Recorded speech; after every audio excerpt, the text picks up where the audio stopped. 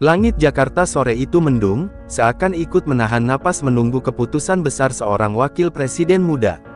Di ruang kerjanya yang dipenuhi map laporan dan layar berita yang menyiarkan konflik di Papua, Gibran duduk termenung sambil menatap peta Indonesia. Di titik paling timur, lampu merah kecil berkedip menandai wilayah yang bergolak. Setiap berita terbaru hanya memperlihatkan kobaran api, dentuman senjata, dan wajah rakyat yang ketakutan. Ajudannya, Kolonel Anwar, melangkah masuk dengan ekspresi serius. Tangannya menggenggam map intelijen yang baru saja ia terima dari markas besar TNI. "Pak Wapres," suaranya tegas, "situasi di Papua makin genting. KKB menyerang pos-pos TNI, ada korban dari kedua belah pihak. Saya mohon dengan sangat, jangan ke sana sekarang." Namun Gibran tidak menoleh. Ia tetap memandang peta seakan mencari jawaban di balik garis-garis hitam yang membentang. "Papua bukan hanya konflik, Kolonel. Papua adalah bagian dari bangsa ini. Kalau saya menunggu aman, kapanpun itu tidak akan datang. Rakyat di sana tidak bisa menunggu." Kolonel Anwar menghela napas berat. Ia tahu Wapres muda ini mewarisi sikap keras kepala ayahnya. "Dengan hormat, Bapak punya tanggung jawab besar. Kalau terjadi sesuatu, negara bisa kehilangan Wapres. Ini bukan main-main." Suasana hening sejenak. Hanya suara hujan pertama yang jatuh di kaca jendela menambah ketegangan. Gibran akhirnya berbalik, menatap langsung mata ajudannya. "Ayah saya pernah ke Papua saat kondisi lebih buruk. Beliau hadir, dan itu memberi harapan. Saya tidak bisa hanya duduk di Jakarta, berbicara tentang persatuan tanpa hadir di tanah yang paling terluka." Kata-kata itu membuat Kolonel Anwar terdiam. Ia tahu logika pengamanan tak akan mampu melawan tekad yang sudah bulat. Dalam hatinya, ia sadar satu hal, tugasnya bukan lagi mencegah, melainkan memastikan perjalanan ini tidak berubah menjadi tragedi nasional. Di luar ruangan, kabar mengenai rencana kunjungan diam-diam sudah menyebar. Beberapa staf berbisik-bisik, sebagian mengagumi keberanian Wapres, sebagian lain menyebutnya sebagai langkah nekat. Media mulai mencium gelagat dan menyiapkan headline yang provokatif.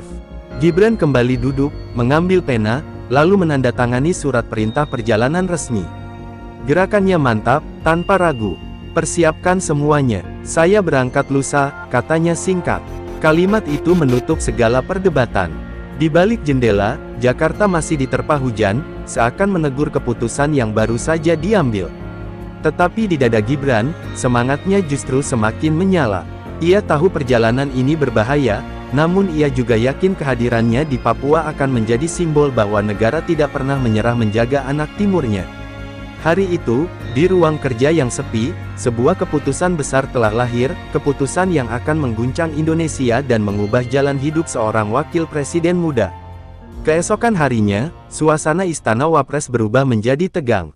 Rapat mendadak digelar, menghadirkan pejabat tinggi TNI, Polri, serta Badan Intelijen Negara. Semua mata tertuju pada Gibran yang duduk tenang di ujung meja panjang. Di hadapannya terhampar laporan berlapis tentang situasi Papua. Angka korban, lokasi baku tembak, hingga potensi penyergapan sudah dipetakan dengan rinci. Seorang jenderal TNI yang berusia lanjut membuka suara dengan nada berat. "Pak Wapres, dengan hormat, kami menilai rencana ini sangat berisiko. KKB semakin agresif, bahkan mereka sudah berani menyerang fasilitas umum. Bapak kesana sama saja memberi mereka target besar." Gibran menatap lurus tanpa goyah. "Kalau saya hanya duduk di sini, lalu membiarkan masyarakat Papua merasa ditinggalkan, itu justru lebih berbahaya. Saya datang bukan untuk menunjukkan kekuatan, tetapi untuk menunjukkan kehadiran negara." Kepala BIN menimpali, dengan nada khawatir, "Kami tidak bisa menjamin keamanan 100%, Pak. Informasi yang kami terima, ada kelompok yang siap melakukan penyerangan jika Bapak benar-benar hadir di Jayapura. Sinyal komunikasi mereka jelas, kehadiran pejabat pusat adalah simbol yang ingin mereka hancurkan." Sejenak ruangan hening. Kolonel Anwar yang duduk di sisi kanan menunduk, mengusap wajahnya dengan gusar. Ia tahu betapa keras kepala atasannya, tetapi melihat seluruh pejabat tinggi satu suara menolak, ia pun berharap Wapres mempertimbangkan kembali. Namun yang terjadi justru sebaliknya. Gibran bersandar ke kursi, lalu berbicara dengan nada tegas. "Saya sudah mendengar semua risiko yang kalian paparkan. Tapi, Kalau semua pejabat hanya datang saat aman, Papua tidak akan pernah merasakan bahwa mereka bagian dari bangsa ini. Saya akan berangkat, dan saya harap kalian menyiapkan pengamanan sebaik mungkin. Kata-kata itu membuat sebagian peserta rapat saling pandang. Tidak ada lagi argumen yang bisa menahan niatnya. Mereka hanya bisa menerima kenyataan bahwa wakil presiden benar-benar nekat. Setelah rapat usai, Kolonel Anwar mengikuti Gibran keluar ruangan. Ia berbisik lirih, nyaris seperti seorang ayah menasihati anaknya. Mas, perjalanan ini bisa mengubah hidup Anda. Kalau berhasil, Anda akan dikenang sebagai pemimpin berani. Tapi kalau gagal, sejarah bisa mencatat sebaliknya. Gibran berhenti sejenak, menatap ke arah taman istana yang basah oleh sisa hujan semalam. Kolonel, saya tidak mencari nama. Saya hanya tidak ingin anak-anak Papua tumbuh dengan rasa ditinggalkan. Kalau ada harga yang harus dibayar, saya siap. Ucapan itu menamparkan nurani Anwar. Dalam hatinya ia masih berharap keajaiban bisa mencegah perjalanan itu, tetapi tugas sebagai ajudan membuatnya hanya bisa tunduk. Ia menepuk dada sendiri, berjanji diam-diam bahwa keselamatan Wapres akan ia jaga meski nyawanya harus menjadi taruhan. Sementara itu, di luar istana, kabar mengenai rencana kunjungan sudah bocor ke media. Judul-judul berita mulai bermunculan, Wapres Gibran nekat kunjungi Papua di tengah konflik, TNI Polri siapkan pengamanan ketat, hingga keberanian atau kecerobohan. Publik terbelah antara kagum dan khawatir.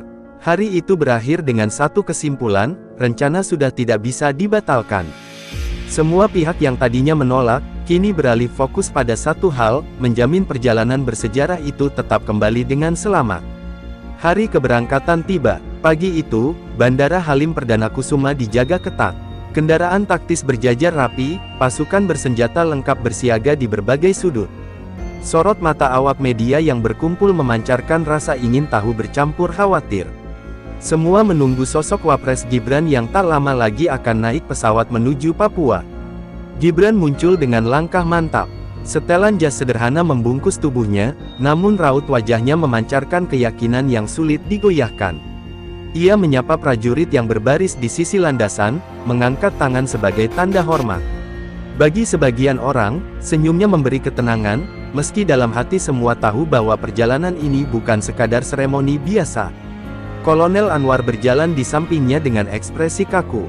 Earphone komunikasi menempel di telinga, sementara tangannya tak lepas dari ponsel satelit yang terhubung langsung dengan pos-pos pengamanan TNI di Papua. Sejak semalam ia tak bisa tidur, memikirkan skenario terburuk yang mungkin terjadi. Pesawat kepresidenan akhirnya mengangkat sayap, membelah langit biru yang perlahan ditingkahi awan tebal. Di dalam kabin, suasana hening.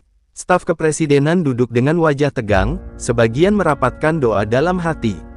Gibran justru terlihat santai, membuka map berisi laporan pembangunan di Papua, seolah-olah ia sedang bersiap menghadiri rapat rutin di Jakarta. Mas, bisik Kolonel Anwar, laporan terakhir dari intelijen, ada pergerakan mencurigakan di sekitar Wamena. Mereka mungkin ingin memanfaatkan momen kunjungan ini. Kita harus siap mengubah rute kapan saja. Gibran hanya menoleh sebentar, lalu tersenyum tipis. Kolonel, saya tahu Anda khawatir. Tapi saya percaya TNI Polri bisa mengamankan. Yang lebih penting, jangan sampai masyarakat melihat saya seperti orang yang ketakutan. Beberapa jam kemudian, pesawat mulai menurunkan ketinggian, mendekati Jayapura. Dari jendela, terlihat hamparan hijau pegunungan yang diselimuti kabut, indah namun menyimpan misteri. Di kejauhan, deretan kendaraan tempur terlihat sudah berbaris, menunggu kedatangan orang nomor 2 di Republik ini. Begitu pesawat mendarat, suasana mendadak riuh. Ratusan warga melambaikan bendera merah putih, meneriakkan yel-yel penyambutan. Spanduk bertuliskan "Selamat datang Mas Wapres Gibran di tanah Papua", terbentang lebar. Suasana hangat itu seolah menepis sejenak bayangan ancaman yang terus menghantui. Namun di balik keramaian, pasukan elit bergerak dengan disiplin. Sniper ditempatkan di atap gedung, kendaraan lapis baja berjaga di persimpangan, dan helikopter tempur berputar di udara. Semua protokol pengamanan diberlakukan, menandakan betapa rapuhnya rasa aman yang sedang dipertahankan. Gibran melangkah keluar dari pesawat, melambaikan tangan kepada warga yang bersorak. Kilatan kamera wartawan membekukan momen itu. Ia sempat berhenti, menyalami seorang anak kecil yang berlari membawa bunga.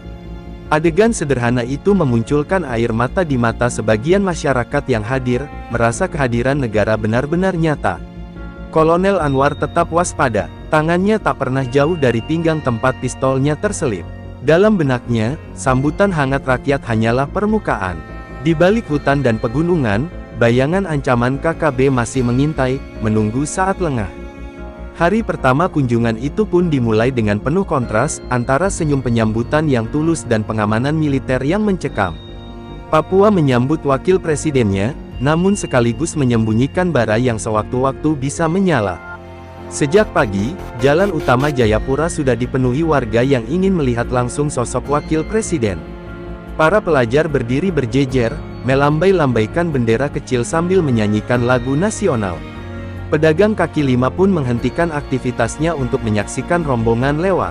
Bagi mereka, kunjungan ini bukan sekadar agenda politik, melainkan simbol bahwa tanah Papua masih diperhatikan.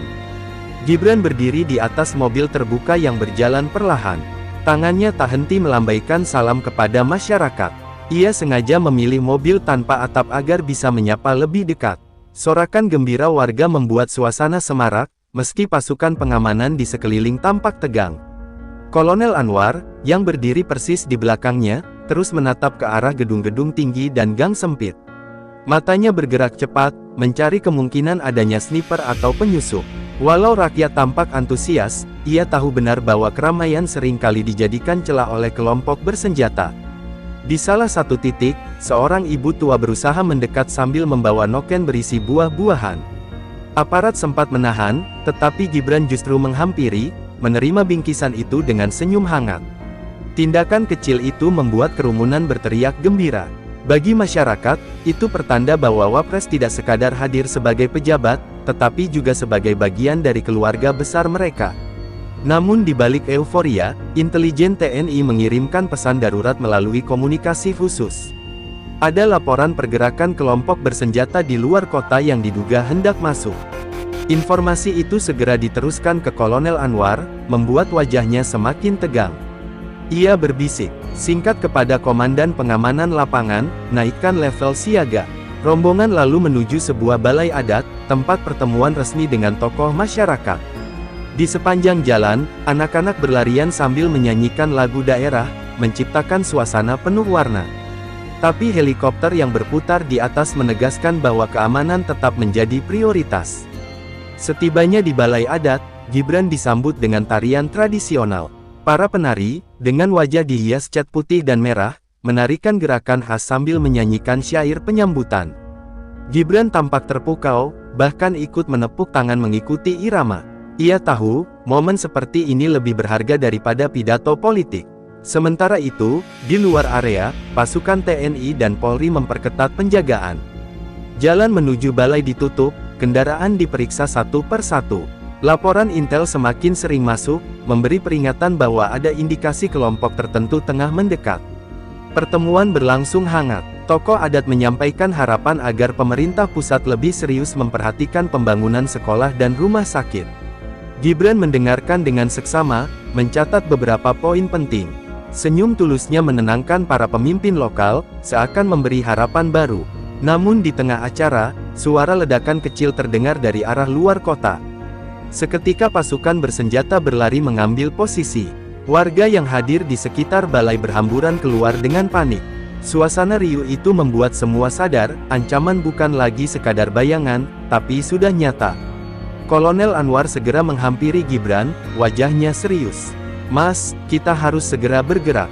Situasi tidak aman." Gibran menoleh sebentar, matanya menatap kerumunan rakyat yang masih menunggu di dalam balai. "Tidak sekarang. Saya belum selesai bicara dengan mereka." Keputusan itu membuat Anwar tercekat. Di satu sisi, naluri militernya menuntut evakuasi segera. Di sisi lain, ia melihat tekad seorang pemimpin muda yang tidak mau lari hanya karena suara letupan. Di saat yang sama, seluruh aparat pengamanan mulai bersiap menghadapi skenario terburuk. Suara letupan yang terdengar dari kejauhan membuat suasana di balai adat mendadak berubah mencekam. Orang-orang yang tadinya tertawa dan menari kini saling berdesakan mencari jalan keluar. Anak-anak menangis, para ibu memeluk erat buah hati mereka, sementara aparat berteriak mengatur evakuasi. Kolonel Anwar segera memberi aba-aba, dan puluhan prajurit TNI membentuk lingkaran rapat mengelilingi Gibran. Formasi pelindung, jangan beri celah, teriaknya lantang. Prajurit bergerak cepat, tubuh mereka menjadi perisai hidup yang kokoh. Gibran tetap berdiri di tengah lingkaran itu. Meski wajahnya sempat tegang, ia berusaha tetap tenang, menatap rakyat Papua yang panik. Ia tahu bahwa sedikit saja rasa gentarnya terlihat, kepercayaan masyarakat bisa runtuh seketika. "Tenang, saya masih di sini," katanya lirih, meski hanya terdengar oleh orang-orang terdekat. Di luar, suara tembakan kian jelas. Dentumannya bersahutan, seolah menjadi tanda bahwa kelompok bersenjata benar-benar hendak menguji nyali negara. Pasukan yang berjaga di perimeter menembakkan peluru peringatan untuk menahan pergerakan.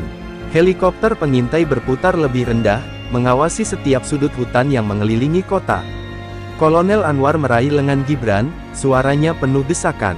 "Mas, kita harus masuk kendaraan lapis baja sekarang. Ancaman sudah dekat, ini bukan latihan."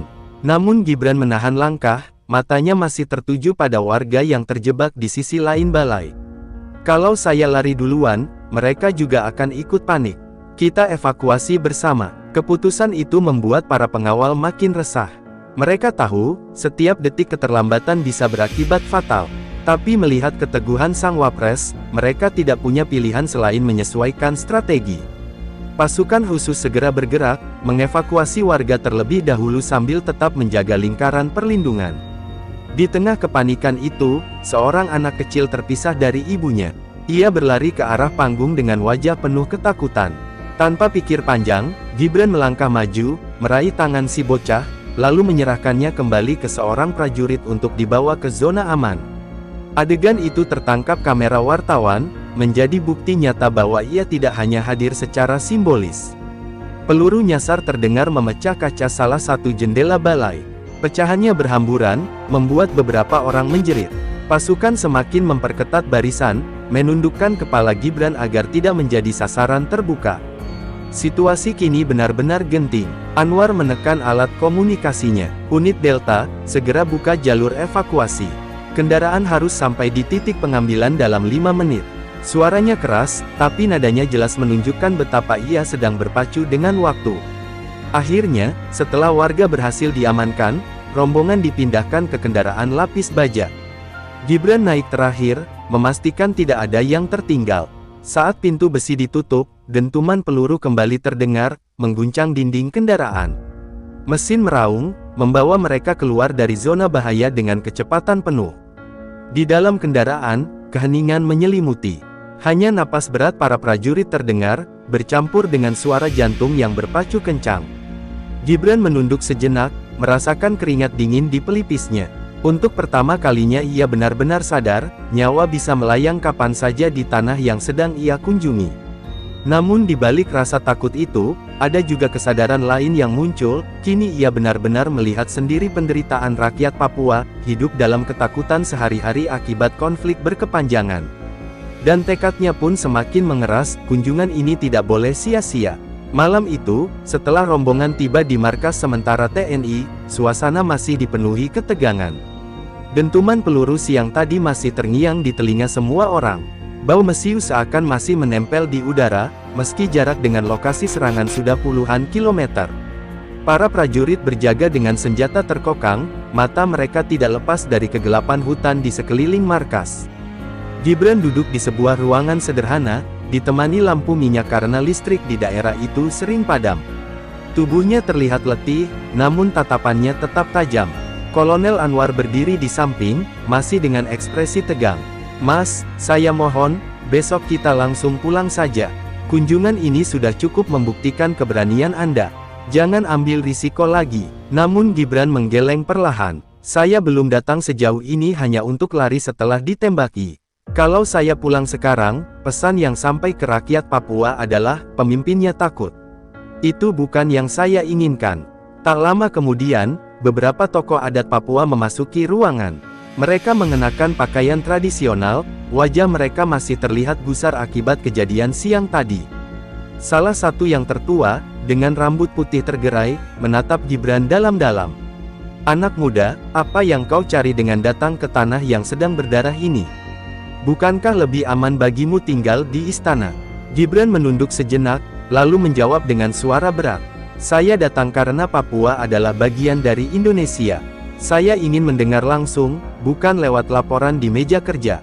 Saya tahu ada peluru yang bisa merenggut nyawa saya, tapi suara kalian jauh lebih penting untuk saya dengar."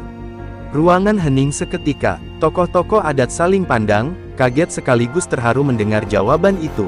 Seorang perempuan parubaya yang duduk di pojok ruangan akhirnya angkat bicara. "Kalau begitu, dengarlah. Kami lelah dengan perang. Kami lelah melihat anak-anak tumbuh dalam ketakutan. Kami tidak butuh senjata, kami butuh sekolah, rumah sakit, dan kesempatan hidup layak." Kalimat itu menghantam batin Gibran lebih keras daripada suara tembakan. Ia menghela napas panjang, lalu menatap mereka satu persatu. "Saya berjanji akan membawa suara kalian ke Jakarta. Tidak ada alasan lagi untuk membiarkan tanah ini terus berdarah. Saya ingin kalian percaya, saya tidak hanya datang untuk foto, tapi untuk benar-benar mendengar." Kolonel Anwar yang mendengarkan dari samping hanya bisa menahan diri. Dalam hatinya ia tetap cemas, namun ia juga sadar momen seperti inilah yang membuat perjalanan penuh risiko ini berbeda. Ini bukan sekadar agenda politik, melainkan ikatan emosional yang jarang sekali terjadi antara pemimpin pusat dan rakyat Papua. Percakapan berlangsung hingga larut malam. Mereka berbicara tentang tanah yang dirampas, tentang pemuda yang hilang, tentang mimpi yang terkubur oleh konflik. Gibran mencatat semuanya, meski sesekali matanya memerah karena menahan emosi. Ia tidak menyela, hanya mendengar dengan seksama, karena ia tahu mendengar adalah bentuk penghormatan tertinggi. Ketika pertemuan selesai, tokoh adat yang tertua kembali menatapnya. "Anak muda, kalau kata-katamu tulus, tanah ini akan mendoakanmu selamat. Tapi kalau bohong, hutan dan gunung akan menolakmu." Ucapan itu bagai sumpah, mengikat Gibran dengan tanggung jawab moral yang lebih berat dari sekadar jabatan. Di luar ruangan, malam semakin pekat. Suara jangkrik bercampur dengan bunyi derap prajurit yang terus berpatroli. Gibran melangkah keluar, menatap bintang-bintang di langit Papua yang berkilau di balik kegelapan. Ia tahu, kunjungannya ke sini sudah mengubah dirinya. Apa yang ia dengar malam ini tidak akan pernah ia lupakan. Dalam hati, ia berjanji, esok ketika kembali ke Jakarta, ia bukan lagi sekadar wapres muda yang nekat, tetapi seorang pemimpin yang membawa suara rakyat Papua ke meja kekuasaan. Suara yang lahir di tengah dentuman peluru, namun juga penuh harapan akan masa depan. Pagi itu helikopter militer yang membawa Gibran dan rombongan meninggalkan Papua. Dari udara, ia menatap hamparan hutan hijau yang seakan tak berujung. Wajah-wajah tokoh adat yang ia temui semalam terbayang jelas di benaknya, terutama kalimat terakhir sang tetua, sebuah doa sekaligus peringatan. Ia tahu, beban itu kini melekat di pundaknya. Setibanya di Jakarta, suasana bandara sudah dipenuhi awak media. Kamera dan mikrofon diarahkan kepadanya begitu ia turun dari pesawat. Sorotan lampu kilat membuat suasana tegang, namun Gibran tetap berjalan dengan tenang, didampingi Kolonel Anwar yang masih tampak waspada. "Mas, wartawan sudah menunggu sejak subuh," bisik ajudannya. Puluhan pertanyaan langsung menghujani. "Pak Wapres, apa benar Anda ditembaki KKB? Apakah kunjungan ini dianggap gagal? Bagaimana Anda menanggapi desakan agar pemerintah menarik aparat dari Papua?" Gibran hanya mengangkat tangan, memberi isyarat bahwa ia akan menjawab dalam pernyataan resmi di istana. Beberapa jam kemudian, ruang konferensi pers istana dipenuhi jurnalis. Gibran berdiri di podium, mengenakan kemeja putih sederhana. Suaranya tegas, namun kali ini lebih syarat emosi dibanding biasanya. "Saya baru kembali dari Papua. Saya tidak bisa memungkiri, di sana saya mendengar tangisan, keluhan, dan harapan. Mereka tidak meminta keistimewaan. Mereka hanya ingin hidup aman, sehat, dan sejahtera." Ruangan mendadak hening. Bahkan para wartawan yang biasanya agresif menahan diri untuk mendengarkan. "Saya ditembaki, ya, tapi peluru itu tidak lebih menakutkan daripada suara rakyat yang sudah terlalu lama diabaikan. Ini saatnya negara hadir dengan cara yang benar, bukan sekadar dengan senjata." Pernyataan itu segera menjadi berita utama di televisi dan media daring. Tagar suara Papua mendadak trending di Berbagai platform publik terbelah, ada yang memuji keberanian Gibran, ada pula yang menganggap tindakannya nekat dan berbahaya bagi stabilitas negara. Namun satu hal pasti, semua mata kini tertuju pada Papua. Di DPR, perdebatan pun pecah. Beberapa anggota oposisi menilai kunjungan itu hanya pencitraan politik. Sementara pihak lain menyebutnya langkah berani yang membuka ruang dialog baru. Bahkan beberapa tokoh senior yang biasanya sinis terhadap Gibran terpaksa mengakui, ia telah melakukan sesuatu yang tidak pernah dicoba oleh banyak pemimpin sebelumnya.